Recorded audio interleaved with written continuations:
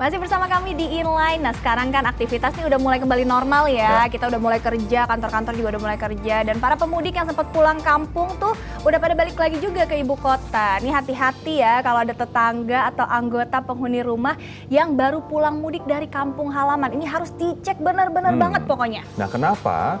Karena hampir 1.000 orang pemudik dari kampung halaman yang balik ke Jakarta terbukti terpapar COVID-19. Ini sepertinya juga yang membuat Pemprov DKI Jakarta mendapatkan nilai E terkait penanganan COVID-19 saat ini. Nah kalau kuliah mungkin nilai E tidak lulus ya kan? Harus ngulang. Harus ngulang. Tapi ini juga dikarenakan kita nggak bisa menyalahkan pemerintah semata-mata, tapi juga tanggung jawab kembali ke kita. Apakah kita tertib atau enggak? Apakah kita misalnya dilarang mudik, kita tetap mudik atau enggak? Begitu kan? Betul, setuju. Tapi terkait dengan fenomena naiknya jumlah kasus COVID-19 dari para pemudik yang balik ke Jakarta, ini ada informasinya untuk Anda.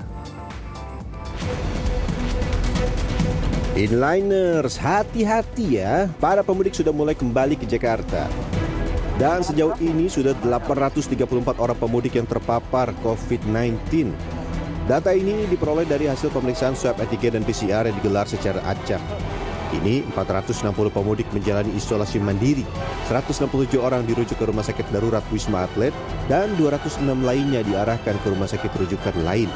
Pemeriksaan juga dilakukan di titik-titik penyekatan pemudik yang akan kembali ke Jakarta. Yang reaktif itu sekitar 834, termasuk di kilometer 34 sana yang memang paling banyak, dan juga di Cikupa untuk yang dari Lampung. Nah, buntutnya, Pemprov DKI Jakarta pun mendapatkan nilai E dari Kementerian Kesehatan terkait pengendalian pandemi corona. Nilai ini diberikan berdasar perhitungan laju penularan, kapasitas keterisian rumah sakit, dan tracing kasus yang dinilai kurang. Menanggapi penilaian ini, Pemprov DKI Jakarta berpegang pada data angka kesembuhan yang meningkat dan kematian yang menurun.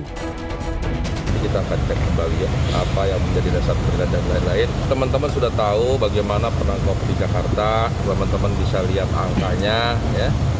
Angka kesembuhan meningkat terus, angka kematian menurun terus ya. Di Jakarta, warga harus mewaspadai banyak klaster yang sangat rawan penularan. Mulai dari klaster keluarga, tempat wisata, restoran, perumahan, keagamaan, hingga perkantoran. Wah, kalau begini kita harus ekstra hati-hati inliners. Buat inliners yang mudik atau mungkin saudara atau kerabatnya mudik, pastikan untuk PCR test terlebih dahulu sebelum bertemu dengan keluarga di Jakarta ataupun di kota besar lainnya ya kan. Dan juga pastikan juga menjalani karantina, seharusnya karantina minimal 5 hari kemudian tes PCR. Tapi kalau misalnya karantina ini tidak memungkinkan, minimal banget harus tes PCR dan membuktikan hasilnya negatif. Ini untuk memastikan bahwa kita dan juga orang-orang di sekitar kita terlindungi. Pokoknya kita harus tetap waspada ya terhadap bahaya COVID-19 ini.